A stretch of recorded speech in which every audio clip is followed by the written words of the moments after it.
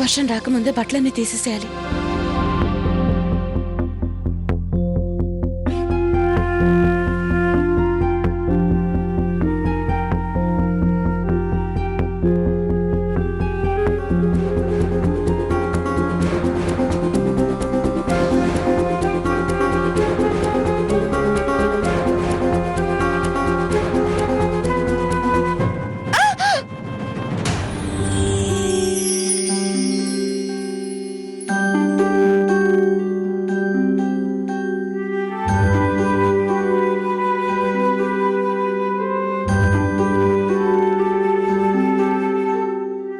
ఏం చేస్తున్నారు మీరు? నేను ఎప్పుడు ఇలాగే చేస్తాను. ఈరోజు ఎందుకో కాలు స్లిప్ అయిపోయింది. ఒకవేళ మీకు ఏదైనా జరిగితే? సరిత గారు, మీ గురించి మీరు ఆలోచించరు, నా గురించి అయితే ఆలోచిస్తారు కదా. మీకు తెలుసు నా జీవితంలో మీకున్న స్థానం ఏమిటో. మీరు లేకుండా నేను ఎలా జీవించగలను? మీ ప్రేమ లేకుండా.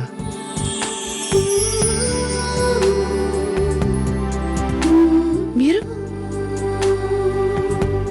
మీరు నన్ను ప్రేమిస్తున్నారా? చాలా. ముందు మీ మనసుని నేను అర్థం చేసుకోలేకపోయాను, కానీ ఇప్పుడైతే విషయం పునర్వివాహం దగ్గరికి వచ్చిందో నాకు అప్పుడే అనిపించింది నేను చిన్ను లేకుండా ఉండలేనని. నేను మిమ్మల్ని చాలా ప్రేమిస్తున్నాను.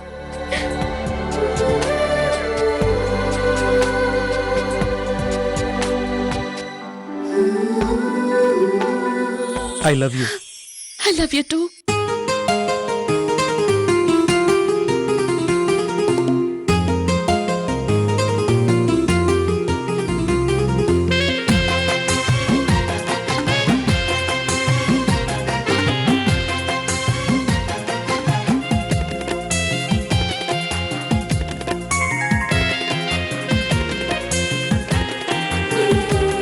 తమరు ఏ కల్లో ఉన్నారు?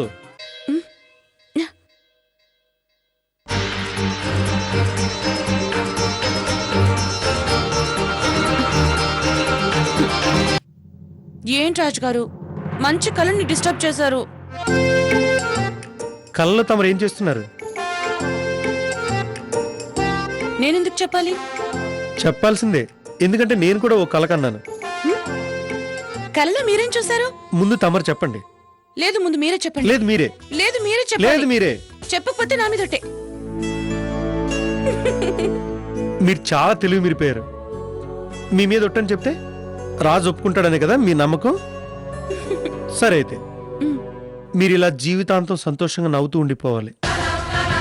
ఓ అందమైన చీరలో గాలికి కురులు ఎగురుతూ ఉండగా మీరు చాలా అందంగా కనిపిస్తున్నారు.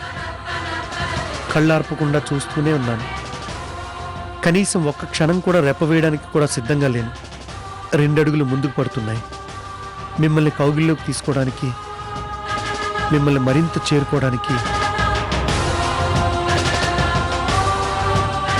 మీ ముఖం మీద జుట్టును సవరిస్తూ పెదాలు 2 ప్రేమతో చెప్తున్నాయి, ఐ లవ్ యూ సరిత.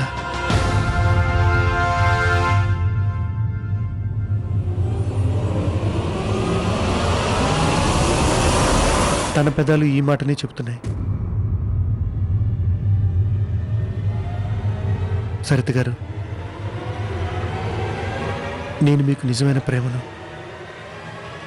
జీవిత భాగస్వామిని ఎంపిక చేశాను. విక్రాంత్ సూర్యవంశీ.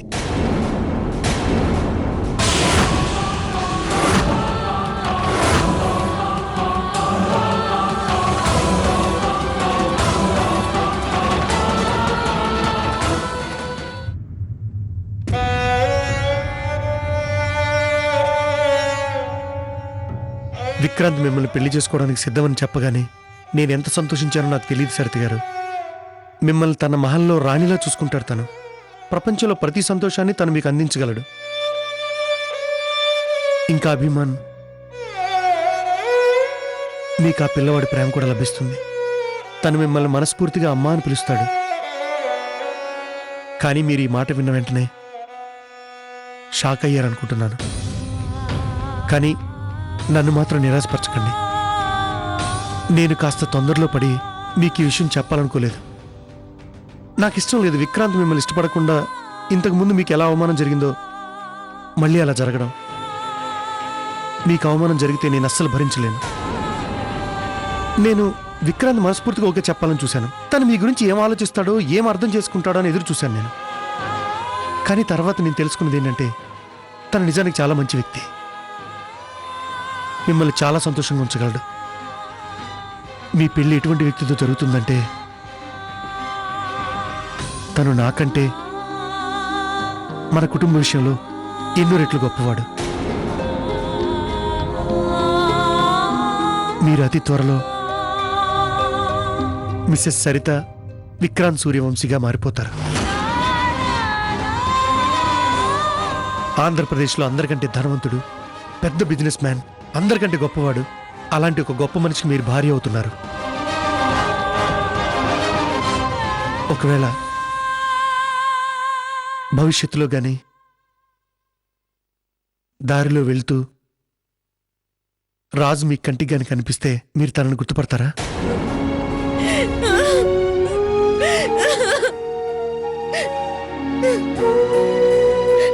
సరిత గారు, పెళ్ళైన ఇన్నేళ్లలో ఇంత భయం ఎప్పుడు చూడలేదు మీలో. నిజంగానే భయం వేస్తోంది. మీ నుంచి దూరంగా వెళ్ళాలంటే.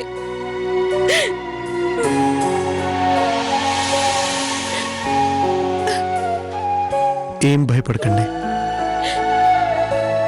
అంతా బాగానే ఉంటుంది. పెళ్లిలోని ప్రతి తంతులోనూ మీ మిత్రుడు మీ పక్కనే మీతో పాటు ఉంటాడు. ప్రపంచం అంతా చూస్తుంది ఓ భర్త తన భార్యకి ఎలా పునర్వివాహం చేస్తాడు అని. నేను మీకు ప్రామిస్ చేశాను కదా, ఇప్పుడు పూర్తి చేస్తున్నాను. స్మైల్ ఇంకాస్త. అసలు విషయం ఏంటంటే రాజ్ గారు, 10 సంవత్సరాల తర్వాత కూడా ఫ్రెండ్ నవ్వుని బట్టి కూడా మీరు తెలుసుకోలేకపోయారు నా కల మీరేనని, నా ప్రేమ మీరేనని. కేవలం మీరే రాజ్ గారు.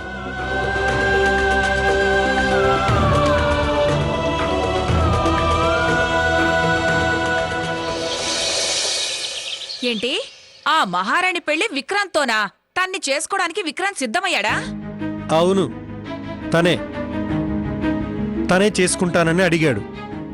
వజ్రం విలువ ఏంటో వజ్రాన్ని చూసిన వాడికే తెలుస్తుంది. ఓ వజ్రమా? ఏంటి సరితనా? నా చెప్పు కూడా ఈ విషయాన్ని ఒప్పుకోదు. కంగ్రాచులేషన్స్ వదినా. వదిన కాదు, ఈ రోజు నుంచి మీరు మాకు సిస్టర్. తిన పెళ్ళయ్యేలోగా మనకి చాలా మంచి మంచి బహుమతులు వస్తాయి. మున్ని, సిగ్గనిపించటం లేదా మీకు? బహుమతుల కోసం దిగజారకండి. మనకంటూ ఓ గౌరవం ఉంటుంది కదా. అరే, నేను చెప్పేది వింటావా? ఈ సరిత పెళ్ళై వెళ్తేనే కదా దివ్య కోడలుగా ఈ ఇంట్లో అడుగు పెట్టేది. అదిరింది బాబు, ఏం వార్త తీసుకొచ్చా? బాబురాజ్, నువ్వేం చేస్తున్నావో నీకు తెలుసా? బాగా ఆలోచించే ఈ నిర్ణయం తీసుకున్నావా? నీ మనసు ఏం చెప్తోంది? నువ్వు తర్వాత బాధపడతావు రాజ్.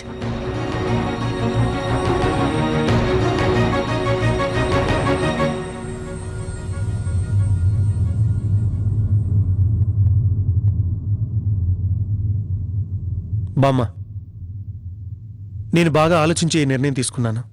నువ్వే ఒకసారి ఆలోచించు. సరిత గారికి ఇలాంటి సంబంధం ఎక్కడైనా దొరుకుతుందా? తను విక్రాంత్తో చాలా సంతోషంగా ఉండగలదు. విక్రాంత్ తనకి ఎలాంటి జీవితం ఇవ్వగలడంటే నేను తనకి ఇవ్వలేకపోయిన మంచి జీవితాన్ని. మేమిద్దరం సఖ్యతగా ఉన్న రోజులు అస్సలు లేవు. జస్ట్ మా పెళ్ళి ఒక రాంగ్ కనెక్షన్ అయి ఉండొచ్చు అనిపిస్తుంది.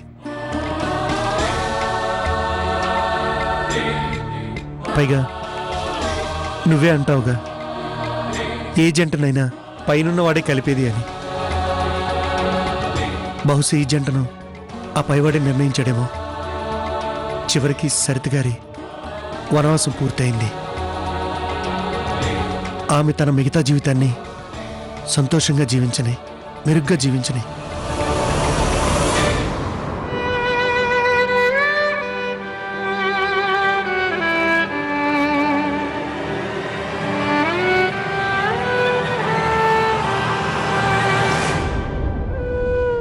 అరే, నేను చాలా చాలా పెద్ద పిచ్చోళ్ళ ఉన్నాను.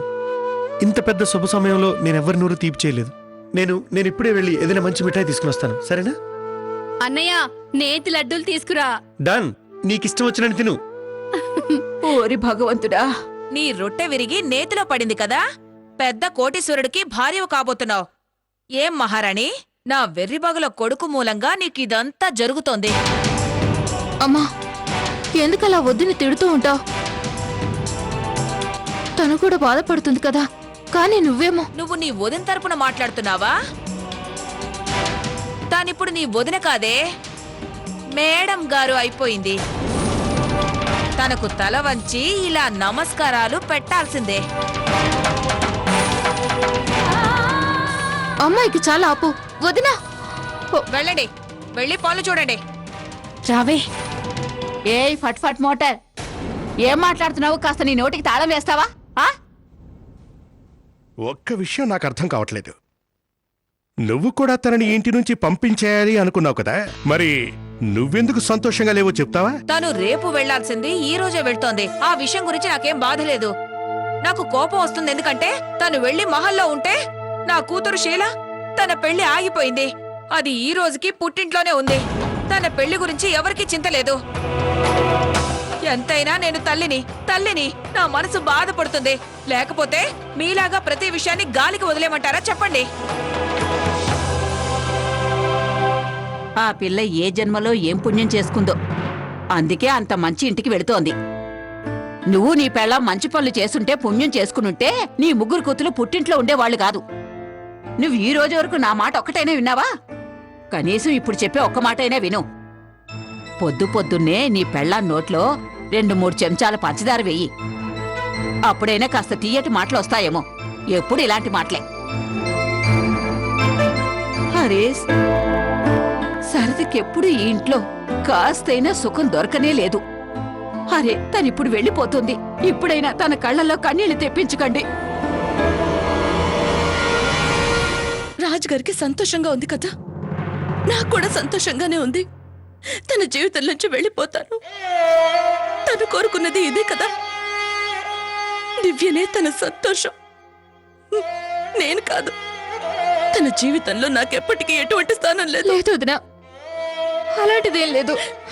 మీరు సంతోషంగా లేరు, అన్నయ్య సంతోషంగా లేడు. అన్నయ్యకి అసలు తెలియదు తన కళ్ళల్లో కన్నీళ్ళు ఎందుకు వస్తున్నాయో తను నీ గురించి మాట్లాడినప్పుడల్లా. కనీసం తనకిది కూడా తెలియదు వదినా, తను నిన్ను ప్రేమిస్తున్నాడని. కానీ ఒకరి గురించి ఒకరు చెప్పుకుంటేనే కదా తెలిసేది. ఇది చాలా పెద్ద తప్పు వదినా. వదినా ప్లీజ్ నేను చెప్పింది అర్థం చేసుకోండి. నువ్వు జీవితంలో ఎవరో ఒకరిని ఆహ్వానించాలి కదా. ఒక్కసారి అన్నయ్య దగ్గరికి వెళ్ళి నీ మనసులో మాట చెప్పు. నీకు తనంటే చాలా ఇష్టమని, తను లేకుండా బ్రతకలేనని. అప్పుడు చూడు, అన్నయ్య మనసులో కూడా మీ పట్ల ఇష్టం కలుగుతుంది. తను కూడా నీతో చెప్తాడు. వదినా, ఒకవేళ నువ్వంటే ఇష్టం లేకపోతే నీ పునర్వివాహం గురించి మాట్లాడినప్పుడు అన్నయ్య కళ్ళల్లో నీళ్లు రావు. ఎవరైనా చూసారో చూడలేదు, కానీ నేను తన కళ్ళల్లోకి చూశాను. అవును వదినా, తను లోపల ఏడుస్తున్నాడు. వదినా ప్లీజ్ నేను చెప్పేది అర్థం చేసుకో. వదినా, నువ్వెందుకు మౌనంగా ఉన్నావు? నువ్వు ఈ మౌనాన్ని వదిలేయాలి వదినా, లేకపోతే ఏమీ జరగదు. వదినా, నువ్వు ఈ తరం ఆడపిల్లవు కదా. నువ్వు నీ జీవితానికి సంబంధించి నిర్ణయం తీసుకోగలవు. నువ్వు నీ జీవితం గురించి నిర్ణయం తీసుకోవద్దునా. అందరితో చెప్పు నీకు ఈ పునర్వివాహం ఇష్టం లేదని. ప్లీజ్ వదిలా, ప్లీజ్ వెళ్ళి చెప్పు. ప్లీజ్ అంటే చాలా ఆలస్యం జరిగిపోతుంది వదినా.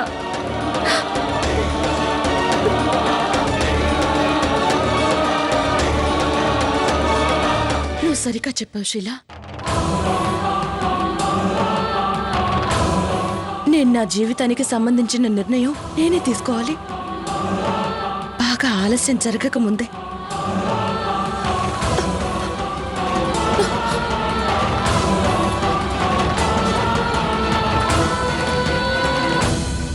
ఎక్కడికి వెళ్తున్నారు? రాజ్గారు, చాలా ముఖ్యమైన పనుంది, ఆలస్యం అవుతుంది. అరే ఒంటరిగా ఎక్కడికి వెళ్తారు? నేను డ్రాప్ చేస్తాను, ఉండండి. వద్దు రాజ్గారు, మీరేం నాతో రావద్దు. అరే నేను ఒంటరిగానే వెళ్తాను. అరే సరిత గారు, వచ్చారంటే నా మీదొట్టే.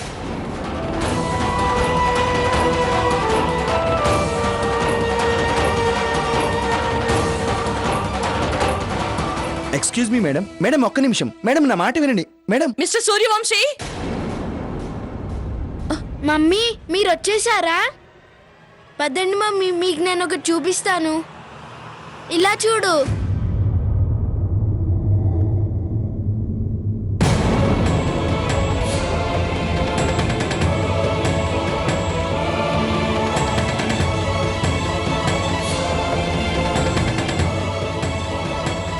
మీ మమ్మీ ఫోటో ఎక్కడా?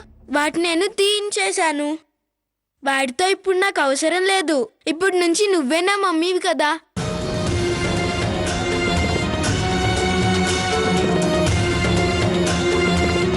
మీ డాడీ ఎక్కడా? తన ఆఫీస్కి వెళ్ళాడు. ఏమైంది మమ్మీ, మీరేదో టెన్షన్లో ఉన్నారు? అదేంటో చెప్పండి. మీ టెన్షన్ నేను క్షణాల్లో దూరం చేస్తాను. నేను మీ డాడీని కలవాలి.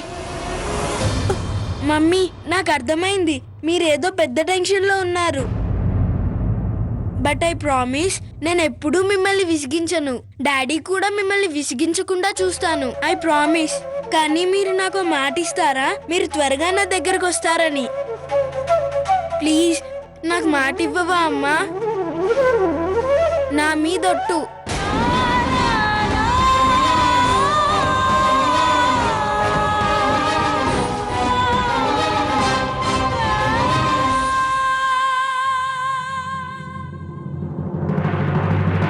గాడ్ ప్లీజ్ మీరు మమ్మీని ఎక్కడికి వెళ్ళనివ్వద్దు.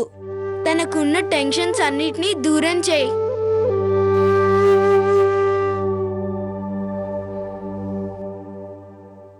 ఈ సమయంలో ఎక్కడికి వెళ్ళినట్టు? మళ్ళీ ఏదైనా ప్రాబ్లం తెచ్చుకోదు కదా? ఒకవేళ అభి దగ్గరికి గనికి వెళ్ళుంటుందా? దేవుడు చేసిన మనుషుల్లారా, మనుషులు చేసిన దేవుళ్ళారా. ఏయ్ కమలా, నేను నీకు అందంగా కనిపిస్తున్నానా లేదా? ఒక్కసారి చూసి చెప్పు. అరే నువ్వేంటి మూతి ముడుచుకొని కూర్చున్నా? ఇప్పటికి కూడా కోడల పిల్ల పెళ్లి గురించి ఆలోచిస్తూ కూర్చున్నావా ఏంటి? నేను లోపల ఉడికిపోతుంటే మీరు పాటలు పాడుతున్నారా? సర్లే, నువ్వు నన్ను ఎప్పుడు అర్థం చేసుకున్నావు గనక. అరే కాస్తైనా మంచిగా ఆలోచించవే. ఆ? ఇలాగే మూతి ముడుచుకొని జీవితం అంతా గడిపేస్తావా ఏంటి? ఆ మహారాణికి నిజంగానే మహారాణి యోగం వస్తే ఆ సంతోషంతో నన్ను డాన్స్ చేయమంటారా ఏంటి? అరే అలాంటి కోటీశ్వరుడు నా కూతురు కోసం కనిపించలేదా ఎవరికి? అరే మందబుద్ధి, ఓ పిల్లాడి తండ్రితో మన షీలా పెళ్లి జరిపిస్తావా ఏంటి? అరే సరిత కంటే రెండవ పెళ్లి కదా.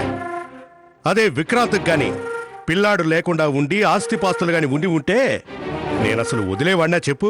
నేను ఎలాగైనా ఏదో ఒకటి చేసి మన షీలాను తనకిచ్చి పెళ్లి చేసేవాడిని కదా. నిజంగానే మీరు భలే ఆలోచించారండి. ఈ విషయం నేను ఆలోచించనే లేదు. పునర్వివాహ